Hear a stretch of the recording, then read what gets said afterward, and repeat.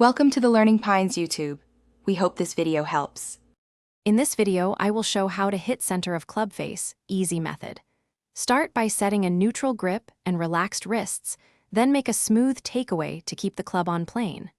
Focus on a controlled downswing that leads with the lower body and lets your hands release naturally. Keep your head steady and eyes on the back of the ball until after impact to improve consistency.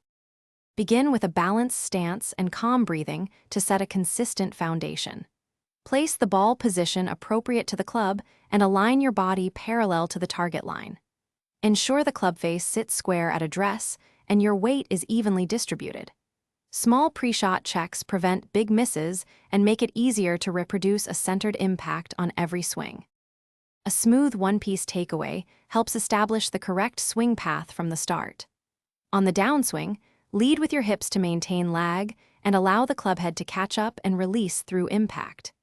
Aim for a balanced finish with your chest facing the target and weight on your front foot. This confirms you delivered the club squarely to the ball and reduces toe or heel strikes. Thanks for watching. Consider subscribing if we helped you.